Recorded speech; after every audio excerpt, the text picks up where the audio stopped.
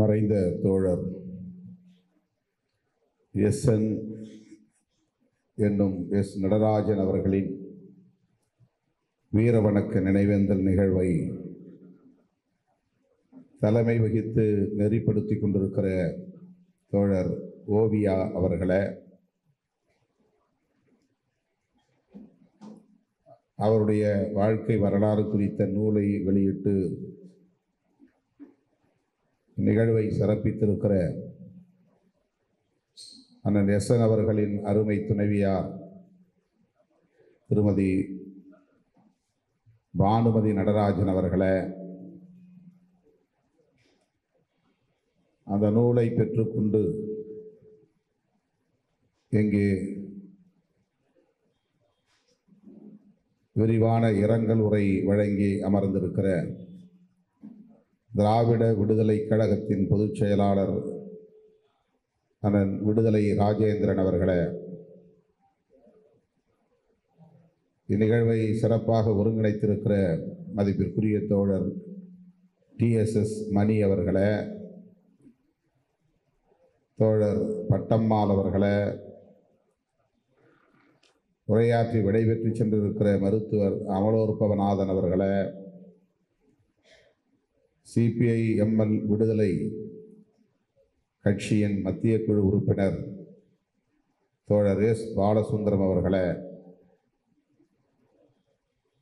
CPIM Chennai மாவட்ட செயலாளர் தோழர் செல்வா அவர்களை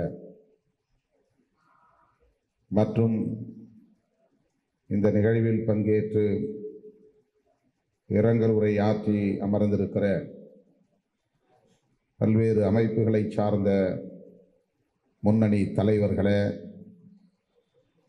திரளாக கூடியிருக்கிற இடதுசாரி ஜனநாயக சக்திகளே, உங்கள் அனைவருக்கும் என்னுடைய பணிவார்ந்த வணக்கத்தை தெரிவித்துக் கொள்கிறேன். மறைந்த தோழர் எஸ்என் அவர்களுக்கு விடுதலை சிறுத்தைகள் கட்சியின் சார்பில் எனது செம்மாந்த வீர வணக்கத்தை செலுத்துகிறேன். நான் அவர் காலமான தகவலை அறிந்து மிகவும் அதிர்ச்சி அடைந்தேன். அப்போது ஊரில் இல்லை, தமிழ்நாட்டை தாண்டி வெளியில் வேறு மாநிலத்தில் ஒப்புக்கொண்ட நிகழ்ச்சியில் இருந்தேன். தொலைபேசி வாயிலாக அவருடைய குடும்பத்தினரோடு தொடர்பு கொண்டு என்னுடைய ஆறுதலை தெரிவித்தேன், இரங்கலை தெரிவித்தேன். என்றாலும் கூட அவருடைய திருவுடலுக்கு மலர் வளையம் வைத்து அஞ்சலி செலுத்த இயலவில்லையே என்கிற ஒரு குற்ற உணர்வு எனக்குள் இருக்கிறது. இன்றைக்கு அவருடைய திருவுருவப் படத்தை திறந்து வைத்ததன் மூலம் சற்று ஆறுதல் அடைகிறேன். என் மீதும் விடுதலை சிறுத்தைகள் கட்சியின் மீதும் மிகுந்த பற்றுதலும் நம்பிக்கையும் கொண்டிருந்தவர் அண்ணன் எஸ் நடராஜன் அவர்கள். அவ்வப்போது தேடி வந்து சந்தித்து ஊக்கப்படுத்தியவர்களுள் அவர் முதன்மையானவர். அரசியல் நெருக்கடிகள் ஏற்படுகிற நேரத்தில் திருமாவளவன் போன்றவர்களை நாம் ஊக்கப்படுத்த வேண்டும் என்ற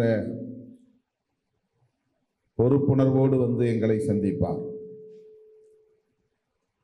அவரோடு சந்திக்கிற அந்த தருணங்கள் ஒரு புத்துணர்வை தந்திருக்கின்றன, நம்பிக்கையை ஏற்படுத்தி இருக்கின்றன. அவற்றையெல்லாம் நான் இப்போது எண்ணி பார்க்கிறேன். அவருடைய வாழ்க்கை வரலாறு குறித்து இங்கே தொகுத்து ஒரு சிறு நூலை வெளியிட்டிருக்கிறார்கள். அவருடைய நேர்காணல்,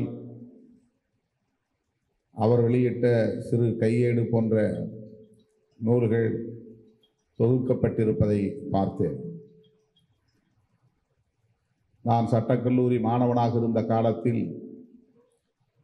சிபிஐ எம்எல் இயக்கத்தை சார்ந்த தோழர்களோடு சந்திக்கிற வாய்ப்பெல்லாம் கிடைத்திருக்கிறது. தமிழக மக்கள் முன்னணி, பிறகு இந்திய மக்கள் முன்னணி போன்ற அமைப்புகளை சார்ந்த தோழர்கள் சட்டக்கல்லூரி விடுதிக்கு வந்திருக்கிறார்கள். ஆனால் அண்ணன் நடராஜன் அவர்களை சந்தித்ததாக எனக்கு நினைவில்லை. முதலாக அவரை சந்தித்த போது எங்கோ சந்தித்ததை போன்ற ஒரு உணர்வு எனக்குள் எழுந்தது. ஒருவேளை சட்டக்கல்லூரி மாணவராக இருந்த காலத்தில் சந்தித்திருக்கலாம் என்று எனக்குள் நான் எண்ணிக்கொண்டேன். அப்படி ஒரு நெருக்கமான அறிமுகம் இருந்த உணர்வை பெற்றேன் அவரை முதலில் சந்தித்த போது. TSS மணி, அண்ணன் நடராஜன் போன்றவர்கள் தலித் இயக்கங்களின் எழுச்சி ஏற்பட்ட காலத்தில் உடனிருந்து எங்களை போன்றவர்களை ஆற்றுப்படுத்தி இருக்கிறார்கள், நெறிப்படுத்தி இருக்கிறார்கள். பஞ்சமி நில போராட்டத்தின் போது களங்களில் நாங்கள் சந்தித்திருக்கிறோம். விடுதலை சிறுத்தைகள் கட்சி தென் மாவட்டங்களில் மையம் கொண்டது என்றாலும் கூட அது வட மாவட்டங்களில் வேகமாக பரவிய போது கடுமையான அரசியல் நெருக்கடிகளை சந்திக்க நேர்ந்தது. காவல்துறையின் நெருக்கடிகளையும் சந்தித்தோம். அத்தகைய சூழலில் திராவிட இயக்கங்களும் இடதுசாரி இயக்கங்களும் தான் எங்களுக்கு உற்ற துணையாக இருந்திருக்கின்றன, ஆறுதலை தந்திருக்கின்றன. மறைந்த அண்ணன் AP வள்ளிநாயகம் அவர்களும் அதிலே முக்கியமானவர். தோழர் ஓவியா அவர்களின் வாழ்க்கை துணைவர். மதுரையிலே எங்களை சந்தித்து எங்களை ஊக்கப்படுத்திய அந்த தருணங்கள் என்றைக்கும் மறக்க முடியாதவை. இடதுசாரி இயக்கங்களில் தீவிரமாக இருந்தவர்கள் பின்னர் அம்பேத்கர் இயக்கங்களின் களங்களில் கைகோர்த்து நின்றதை பார்த்தபோது ஒரு நம்பிக்கையை பெற முடிந்தது. பொதுவாக அம்பேத்கர் இயக்கங்களை சாதிய இயக்கங்களாக பார்த்து புறந்தள்ளிய காலம் ஒன்று உண்டு. அந்த இயக்கங்களை ஊக்கப்படுத்தாமல் கடுமையாக விமர்சித்த காலங்கள் உண்டு. அதன் மூலம் அம்பேத்கர் இயக்கங்கள் தனிமைப்பட்டு சுருங்கி போன வரலாறும் உண்டு.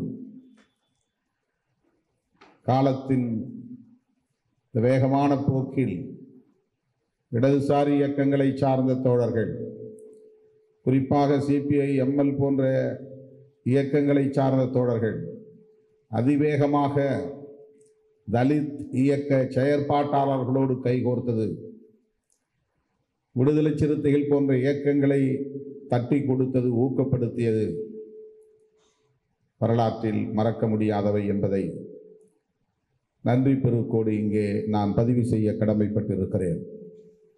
அந்த வரிசையில் அண்ணன் S. நடராஜன் அவர்களும் முதன்மையானவர். இரட்டைமலை சீனிவாசன் பேரவை என்கிற அமைப்பை உருவாக்கியதும்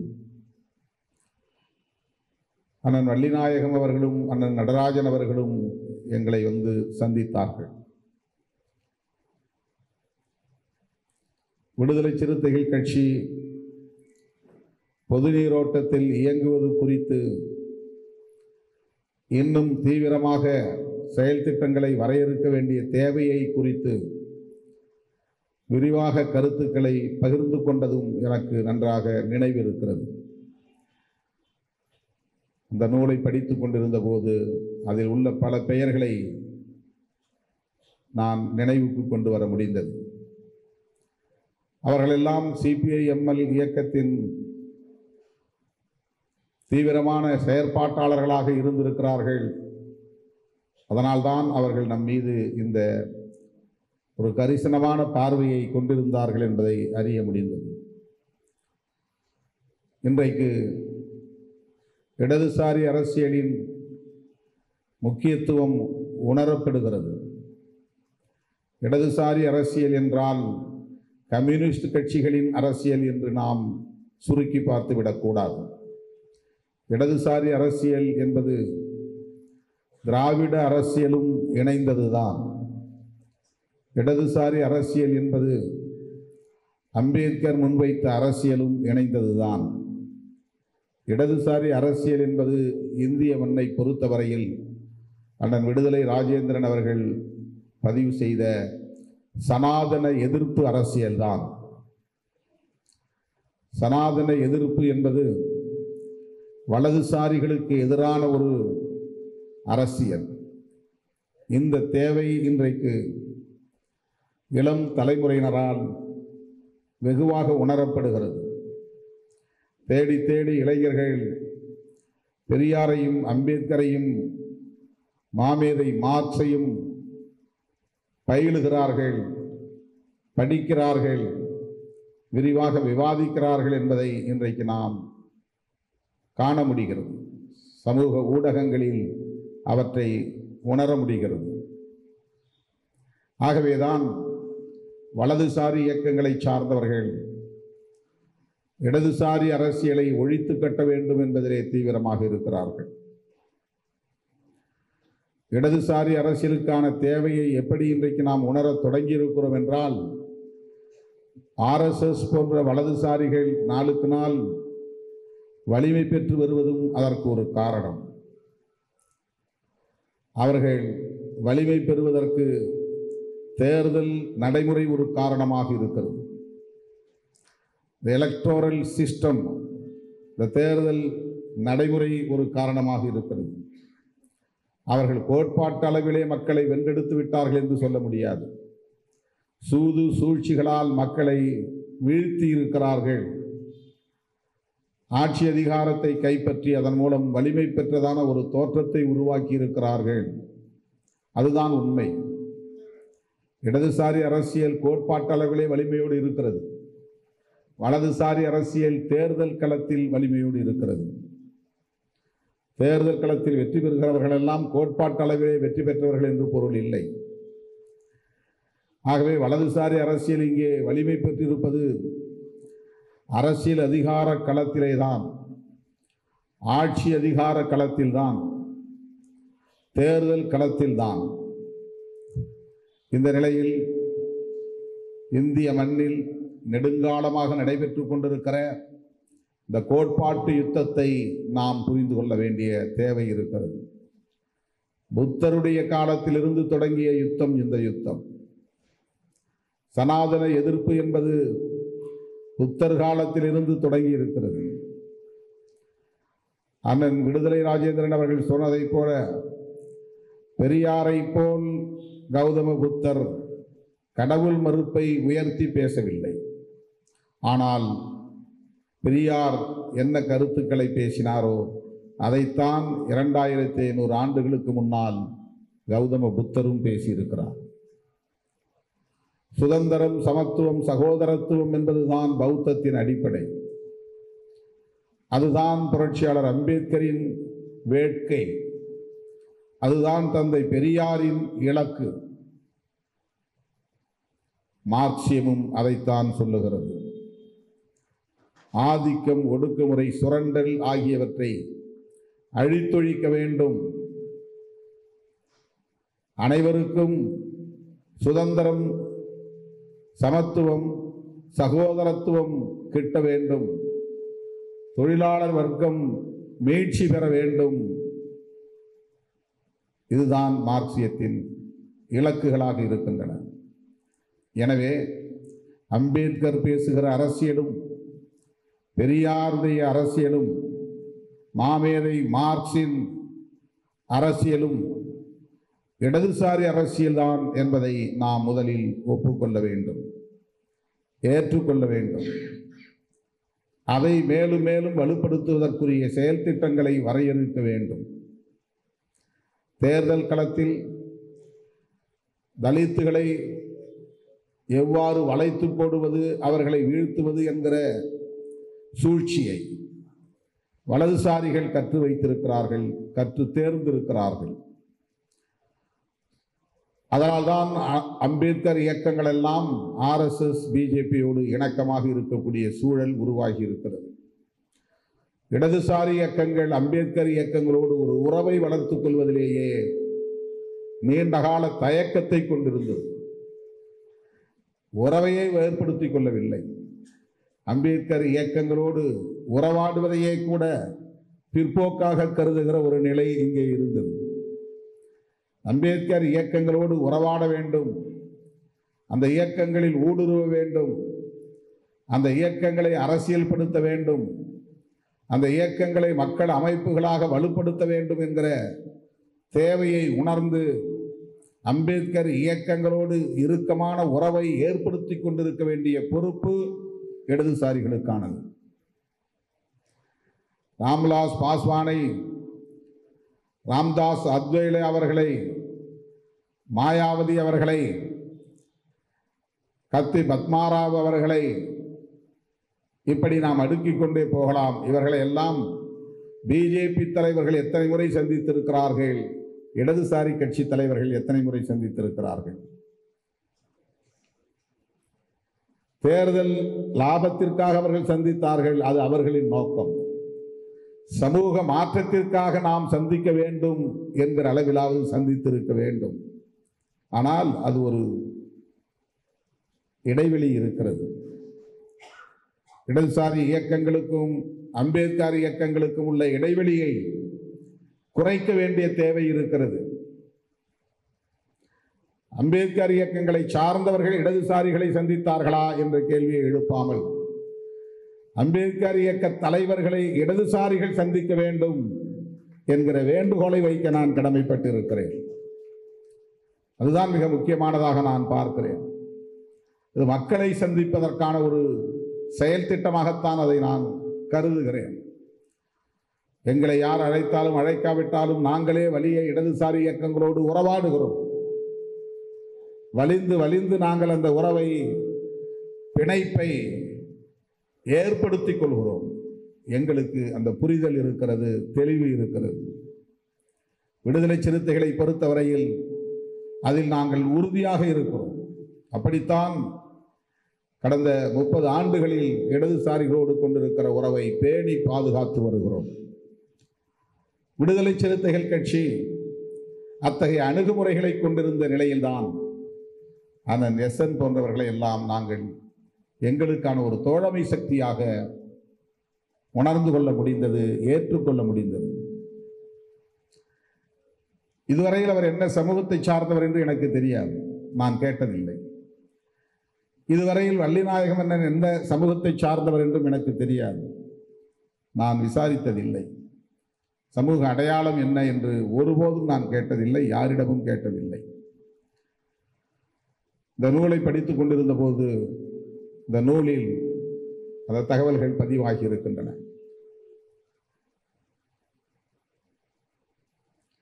அவர்களுக்கு அந்த வேட்கை இருந்ததால் தான் பஞ்சமி நில மீட்பு போராட்ட களத்திலே எங்களோடு நிற்க முடிந்தது. நாங்களும் அவர்களோடு கைகோர்த்து நிற்க முடிந்தது. இடதுசாரிகள் அந்த களத்திலே நிற்காமல் இருந்திருந்தால் அந்த போராட்டம் அவ்வளவு பெரிய வீச்சை பெற்றிருக்காது. இடதுசாரிகள் அதை வழிநடத்தாமல் இருந்திருந்தால் அந்த போராட்டம் அவ்வளவு நெறிப்படுத்தப்பட்டதாக மாறி இருக்காது. ஒரே துப்பாக்கி சூட்டில் சிதறி போயிருக்கும், கலைந்து போயிருக்கும். அது ஒரு சான்று நமக்கு. இன்றைக்கு தமிழ்நாட்டிலே மிகப்பெரிய ஒரு நெருக்கடியை நாம் சந்திக்க நேர்ந்திருக்கிறது.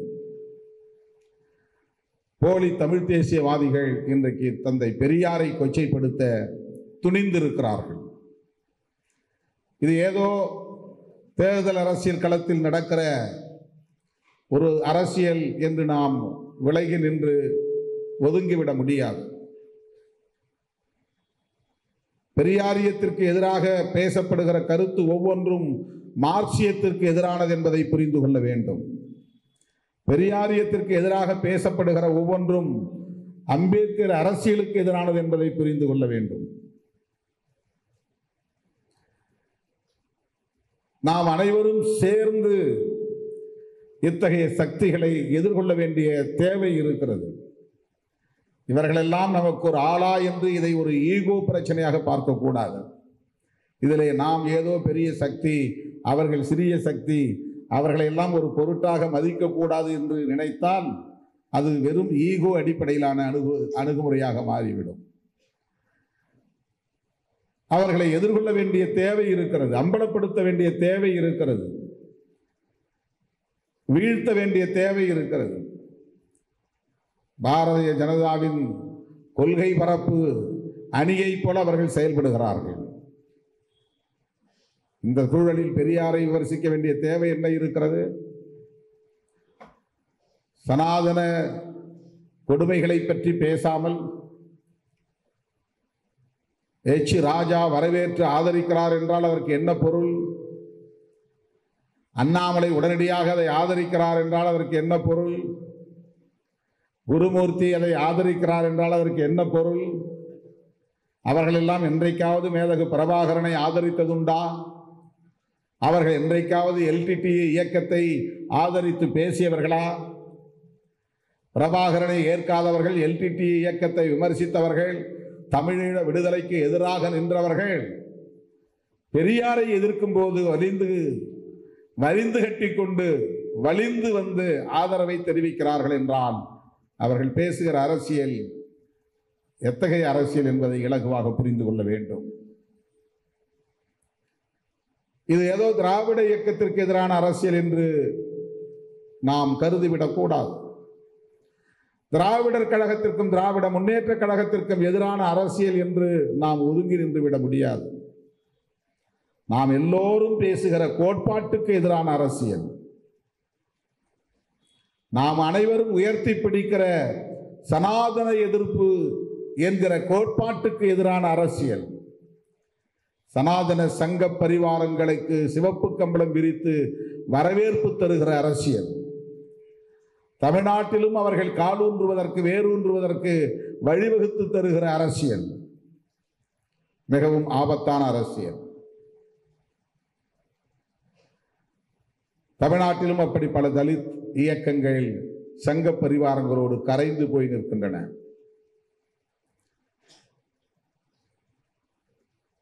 அண்மையில் விடுதலை சிறுத்தைகள் குறித்து பல விவாதங்கள் நடந்ததை நீங்கள் அறிவீர்கள். அந்த நேரத்தில் நான் எத்தகைய நெருக்கடிகளை எல்லாம் சந்தித்தேன் என்பது எனக்கு மட்டும்தான் தெரியும். என்னை சுற்றி என்ன நடந்தது என்பது எனக்கு மட்டுமே தெரியும். அவற்றையெல்லாம் நான் மிக சாதுரியமாக எதிர்கொண்டேன். இந்த மண்ணில் சனாதனிகள் வேரூன்றுவதற்கு எந்த சூழலிலும் நான் இடம் கொடுக்க மாட்டேன் என்பதில் உறுதியாக இருந்தேன்.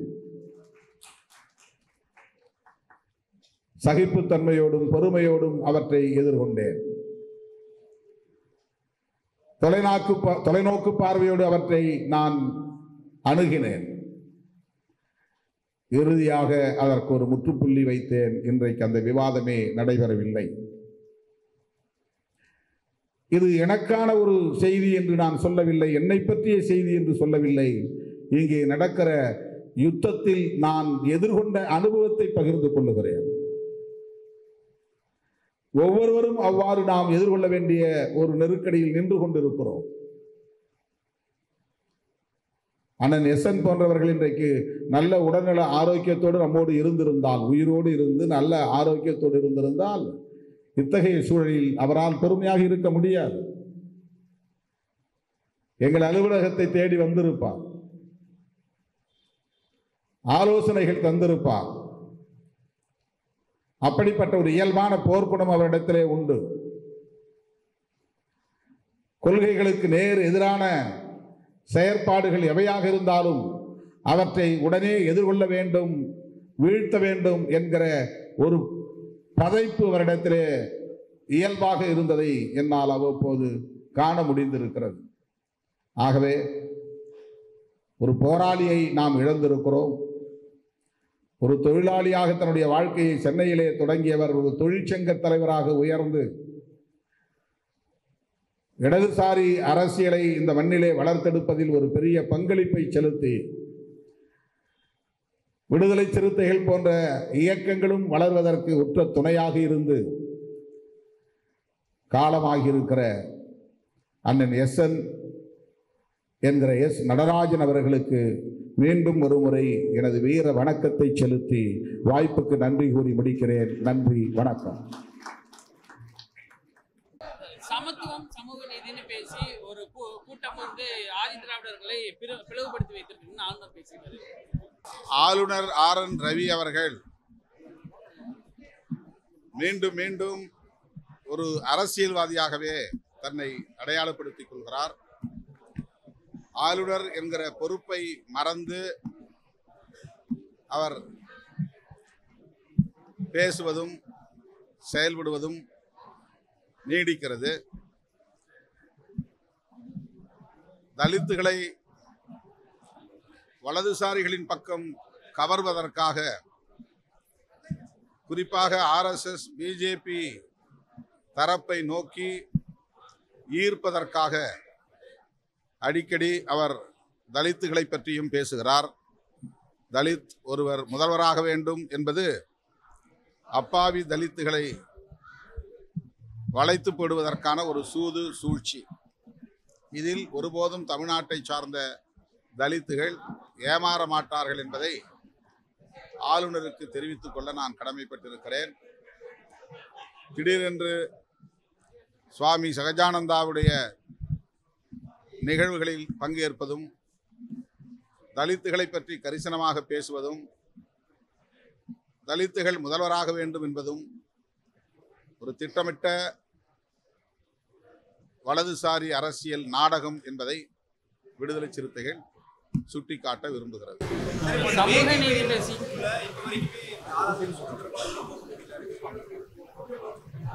வேங்கவேல் கிராமத்தில் தங்களுக்கு இழைக்கப்பட்ட அநீதியை எதிர்த்து அறவழியில் அந்த கிராமத்தை சார்ந்த மக்கள் போராடி வருகிறார்கள்.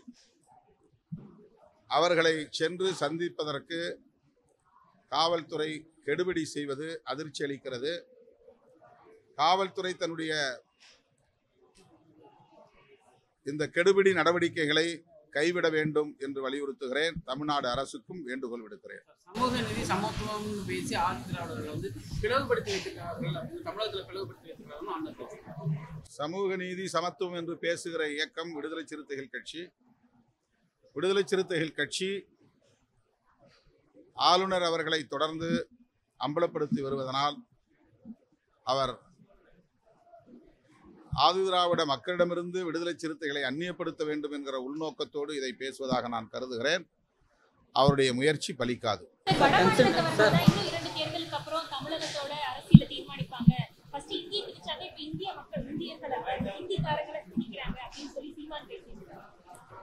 வடமாநிலத்தவர்கள் தான் இனி வரும் காலங்களில் தமிழகத்துக்கு முதலமைச்சரே தீர்மானிப்பார்கள் அப்படிங்கிற மாதிரி அவர் பொருத்தமில்லாத ஒரு அரசியலை பேசிக் கொண்டிருக்கிறார். தமிழ்நாட்டில் இப்போது பெரியாரை எதிர்க்க வேண்டிய தேவை என்ன வந்தது? பெரியாரை விமர்சிக்க வேண்டிய அவசியம் என்ன வந்தது? ஒன்றும் புரியவில்லை.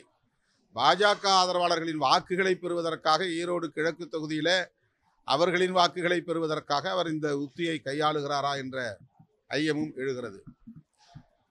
தந்தை பெரியார் சனாதன எதிர்ப்பில் உறுதியாக இருந்தார். இன்னும் குறிப்பாக சொல்ல வேண்டுமானால் பார்ப்பன ஆதிக்க எதிர்ப்பில் உறுதியாக இருந்தார். அவருடைய காலத்திலேயே சமகாலத்திலேயே அவரை வீழ்த்துவதற்கு பார்ப்பன பனியா உயர் சாதி அமைப்புகள் மிக கடுமையாக அவரை விமர்சித்தார்கள், வீழ்த்த முயற்சித்தார்கள். முடியவில்லை. அவர்கள் தொடர்ந்து அந்த முயற்சியில் ஈடுபட்டு வருகிறார்கள். அதே வேளையை இவர் செய்கிறார் என்றால் இவர் பாஜகவின் கொள்கை பரப்பு செயலாளரா என்ற கேள்வி எழுகிறது. அவர் செய்யும் அரசியல் அதிர்ச்சி அளிக்கிறது. யாருக்கு துணை போகிறார்? தமிழ் தேசியம் என்கிற பெயரால் தமிழர்களுக்கு எதிரான அரசியலை ஏன் செய்கிறார் என்கிற கேள்வி எழுகிறது. தொடர்ந்து சீமான் அவர்கள் தாக்கி பேசுற விஷயத்தை தொடர்ந்து பண்ணிட்டு இருக்காரு. குறிப்பாக விஜய் அவர்கள் கட்சி ஆரம்பிக்கும்போது அவரை தாக்கி பேசுறதும் இப்பொழுது பெரியாருக்கு தாக்கி பேசுறதும் அப்படின்னு இது எதன் வழி? ஒரு கவன ஈர்ப்புக்காக அதை அவர் கையாளுகிறார் என்றுதான் என்ன தோன்றுகிறதே தவிர அவர் கருத்தியல் அடிப்படையிலே எந்த விவாதத்தையும் வலுவாக வைக்கவில்லை. தனிநபர் தாக்குதல்கள், கட்சி மீதான கடுமையான விமர்சனங்கள் என்று அவருடைய அரசியல் ஒரு இனவாதத்தை நோக்கி பாசிச கூறுகளை கொண்டதாக பரிணாமம் பெற்று வருகிறது. அது அவருடைய எதிர்காலத்திற்கும் நல்லதல்ல என்பதை ஏற்கனவே நான் சுட்டிக்காட்டியிருக்கிறேன். மீண்டும் அதை சுட்டிக்காட்ட விரும்புகிறேன்.